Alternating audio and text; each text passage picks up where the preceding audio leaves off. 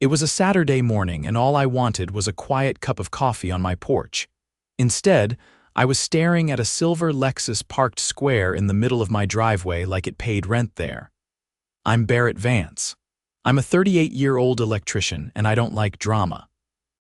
But I also don't like people thinking they can walk all over me. Especially not when that person is Winona Kessler, the president of our HOA and the self-appointed queen of the cul-de-sac. I walked down my steps, barefoot and still in my flannel pajama pants. Winona was across the street, standing next to her precious rose bushes with her arms crossed like she was supervising a construction site. I called out, "Hey, Winona, why is your car in my driveway?" She didn't even flinch. "Because it's a shared access point," she said, loud enough for the whole block to hear. "It's not technically yours," I blinked. "The driveway that's connected to my garage, that I shovel every winter and resealed last year, that one?" She waved her hand like I was a confused child. "According to the HOA maps, that portion of the driveway is considered community accessible space. I have a right to park there temporarily." "No, you don't," I said, walking toward her. "I've read the HOA handbook, Winona. That map you're talking about is 10 years outdated." "It was corrected after the property lines were redrawn," she scoffed. "Well, as president of the HOA, I have final interpretation on community rules. If you have a problem with it, take it up at the next monthly meeting." I stared at her, dumbfounded. "You're telling me I have to wait 3 weeks to ask you for permission to use my own driveway?" She smiled like she'd just won a chess game. "You're free to park on the street like everyone else." I'd had enough. I took out my phone and snapped 3 photos of her car license plate, location, timestamp. Then I walked back inside, pulled up the city's property records website, and printed out a copy of the updated plat map that clearly showed the driveway was part of my parcel. Then I made one call. An hour later, a tow truck rolled up. I was sitting on my porch when the driver hooked her Lexus up and began pulling it off my property. That was when she noticed. She came flying across the street in her gardening gloves and house slippers, yelling, "What do you think you're doing?" "That's illegal. That's my property." The tow truck driver handed her the paperwork. "This is a private property tow, ma'am. Owner gave authorization and he's got documentation. Take it up with the impound lot." She turned on me, her face red. "You'll regret this, Barrett. I'm the HOA president. And I'm the guy who legally had your car removed from my driveway," I said, holding up the plat map. "You want to keep pushing this? Let's do it in court." She stormed off, mumbling something about fines and citations, but I knew I was in the clear. What I didn't know yet was that Winona wasn't done. Not by a long shot. By Monday morning, Winona had fired her opening salvo. I'd checked the dimensions with the property assessor's office before laying a single brick. It was well within my lot. I peeled the notice off the door and walked straight inside. I didn't need to guess who was behind it. It had her fingerprints all over it, petty, overreaching, and just vague enough to make most people roll over. But I wasn't most people. I pulled the original building permit I'd filed with the city last year, found the signed approval with the parcel number clearly marked, and scanned it into my computer. I also took photos of the flower bed from multiple angles, complete with a measuring tape laid out across the border. Then I sent an email to the HOA board Winona included titled, "Formal Rebuttal to Citation 11329. I'd barely hit send when my phone rang. "Unknown number," I answered.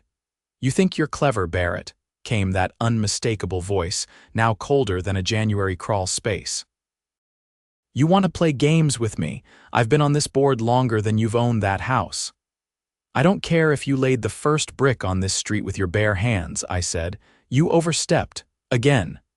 "You're challenging my authority," she said, her tone sharp as broken glass. "You don't get to make unilateral decisions about shared aesthetics. That flower bed is visible from the sidewalk." "And the sidewalk," I said calmly, "is city-maintained. So unless you've got a contract with Public Works, I suggest you stop pretending you own it." There was a pause, then a slow exhale. You've made yourself a target, Vance. Don't act surprised when things start getting difficult. The call ended. That same week, I started getting letters, official-looking envelopes with HOA letterhead. They began arriving almost daily. One cited me for excessive noise from my power tools, though I'd been out of town that day.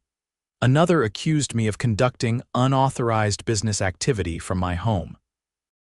One even claimed my garbage bins had been left out for longer than permitted, accompanied by a time-stamped photo that had clearly been taken after someone moved them back to the curb. It was a coordinated smear campaign. But I'd seen enough dirty tactics on job sites to recognize when someone was manufacturing complaints to build a paper trail. So I did what I always do when things start getting sketchy. I documented everything. I installed 2 discrete security cameras on my porch and garage, covering the driveway, sidewalk, and front yard. I also mounted a weatherproof trail cam on the big oak tree in my backyard, angled toward the alley behind my fence. Within 3 days, I had footage of Winona walking up my driveway, dragging my garbage bins into view of the street, taking a photo, and then walking off like she just watered the plants. I added timestamps, filed the footage, and waited. On Thursday, I filed a formal complaint with the city zoning office, attaching copies of all the notices I'd received, the video evidence, and a statement outlining what I believed was an orchestrated harassment campaign by an HOA official abusing her position for personal retaliation. The city clerk raised an eyebrow when I handed her the flash drive. "This is a lot," she said. "You sure you want to escalate this?" I nodded.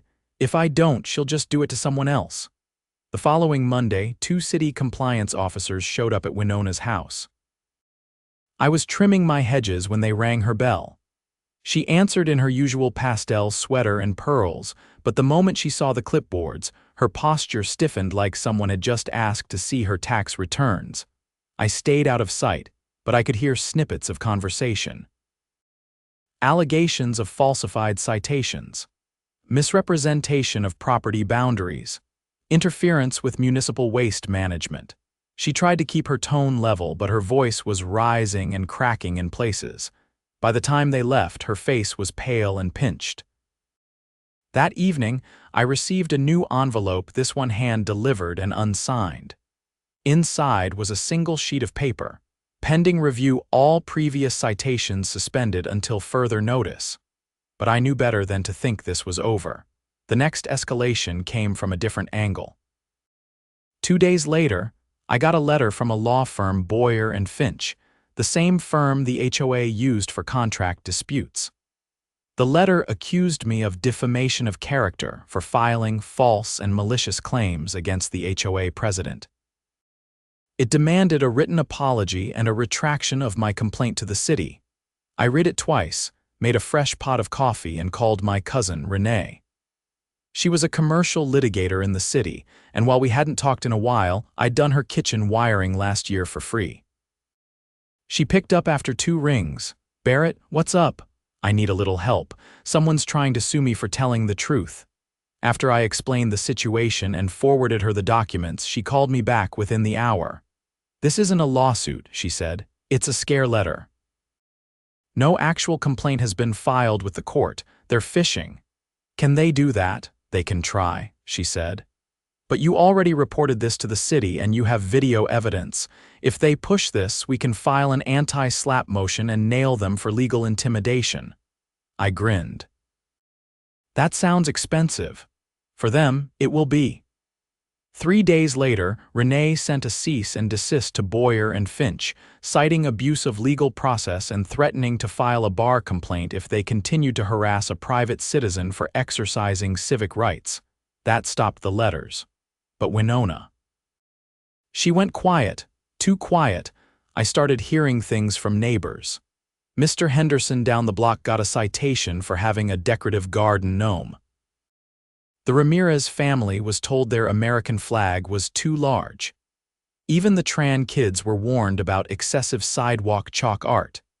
It was a pattern anyone who talked to me, waved at me, or even liked one of my posts on the neighborhood app got a visit from the HOA, but this time, people noticed. What Winona hadn't counted on was that most of us were busy working-class folks who didn't have time for games. But once she started targeting the Tran kids for drawing suns and butterflies, that lit a fire. I got a knock on my door that Saturday. Henderson, Ramirez, Tran, and 4 others. All with similar stories, all tired of being bullied. We sat in my garage with folding chairs and a cooler full of soda, and by the time the sun went down, we had a plan. We weren't just going to fight Winona's abuse. We were going to take back the HOA. The garage felt like a war room. 8 of us crammed around a folding table, heads down, leafing through copies of the HOA bylaws and municipal codes I'd printed at the library. The air smelled faintly of motor oil and cinnamon. Someone had brought muffins, which sat untouched while we plotted. Tran had brought a binder. A thick one. He set it down. I've been logging every HOA notice we've received since last year. Dates, photos, who signed them. I even marked which ones Winona delivered herself. Ramirez leaned in. That's what I'm talking about. We need a pattern, not just isolated complaints. If we can prove she's playing favorites or retaliating, we've got leverage. Henderson looked around. So what's the angle? We can't just vote her out. She's got control of the board. Not if we expand the board first, I said, tapping a highlighted section. Section 4.3.2 members can petition to increase board seats with a 51% majority. If we get enough signatures, we can add 3 new positions. Then vote in people who aren't power drunk. Tran's wife, Lan, raised an eyebrow. You think we can get that many people to sign? After the way she's been targeting anyone who even talks to you. Exactly because of that, I said. Her paranoia's turning people against her faster than we ever could. By the end of the week, we had 47 signatures just over the threshold. Most came from quiet residents who had kept their heads down until now. One woman signed while looking over her shoulder the entire time, like she thought Winona might pop out of the hedges. I typed up the petition, attached the signatures, and mailed it certified to the HOA's official P.O. box. All by the book. Then I waited. The response didn't come by mail. It came on a Tuesday morning when I woke up to find a bright orange notice taped to my garage door. This one wasn't from the HOA, it was from the city. Code enforcement. I stood in my driveway reading the citation. Alleged violation. Unlicensed structural modifications garage conversion investigation pending. That was rich. My garage hadn't been touched since I moved in. I called the number listed and a city inspector named Ortega answered. He sounded confused. I'm not sure why this triggered, he said. Usually we get neighbor complaints before we investigate, but this one came from an anonymous tip line. Claimed you were running some kind of illegal workshop. I explained I was a licensed electrician, that my garage hadn't been converted, and invited him to come take a look himself. Ortega showed up that afternoon, clipboard in hand. He took one look around and laughed. This is one of the cleanest garages I've seen. You've got nothing to worry about. What happens to the complaint? I close it out, he said. But just so you know, this kind of thing keeps happening. It starts looking like harassment. That got me thinking. I asked if there was a way to request public records of complaints filed against my property. He nodded and handed me a form. 2 days later, I had the list. 7 complaints had been filed in the last 30 days, all anonymous, all from the same phone number. The city's records didn't list names, but the number was tied to a trackable VoIP service. I ran it through a reverse lookup tool. It was registered to a Kessler Property Consulting, LLC. Winona had filed fake code violations using her own business name. That was the moment I knew we weren't just dealing with petty power games anymore. She'd crossed into criminal territory. I called Renee. You're going to want to sit down for this, I told her. By the next morning, she had looped in a contact from the DA's office. Not a favor. Renee didn't believe in those, just a professional courtesy. She sent them the documentation I'd compiled, along with the city's complaint records and a notarized statement from Ortega. who confirmed he'd found no basis for any of the accusations. 2 days later, officers showed up at Winona's door with a search warrant. I stood on my porch, arms crossed as they went in. She came out 20 minutes later in handcuffs, still wearing her gardening gloves. A neighbor across the street gasped. Another pulled out their phone. No one said a word. Turns out that was just the tip of the iceberg. Within a week, investigators found that Winona had been funneling HOA funds into a personal account over $20,000 in unauthorized administrative reimbursements over the past 2 years. She'd written checks to herself under different memo lines: event planning, consulting, legal liaison services. The HOA officially suspended her, but the board didn't issue a public statement. They were still circling the wagons, so I did it for them. I printed copies of the city's formal charges: fraud, misuse of public complaint systems, filing false claims, and put them in every mailbox on our street. I didn't editorialize, just facts. Then I posted the petition results and the scheduled special election date. With Winona out, the remaining board had no choice but to approve the expansion. The day of the vote, we held it in the community park, folding tables, clipboards, and a clear ballot box. 64 residents showed up, more than we'd ever had at a meeting. Ramirez, Tran, and Henderson won by a landslide. After the votes were tallied, Ramirez stepped up to the table and looked out at the crowd. "We're not here to tell people how to live," she said. "We're here to keep the neighborhood safe, fair, and honest." People clapped. A few cheered. Someone brought out lemonade. For the first time in months, the neighborhood felt like a community again. That night, I finally sat on my porch with a cup of coffee. My driveway was clear. My garage was quiet. And for the first time in a long while, no one was watching me through binoculars. Winona's trial was still pending, but the DA had more than enough evidence. She was facing felony charges, and the newly elected board had already voted to permanently bar her from holding any future position. As for the Lexus, it sat at the impound lot for 3 weeks before her son finally came to pick it up. He didn't say a word when he saw me, just nodded, defeated, and drove off. The neighborhood was calm again, at least on the surface. But there was still something about the silence that didn't sit right with me. Winona had been removed, yes, and the new board was in place, but there were details in the city's investigation that had been redacted in the public copy. I kept thinking about a phrase Ortega had used that day he inspected my garage. This kind of thing keeps happening. So I dug deeper.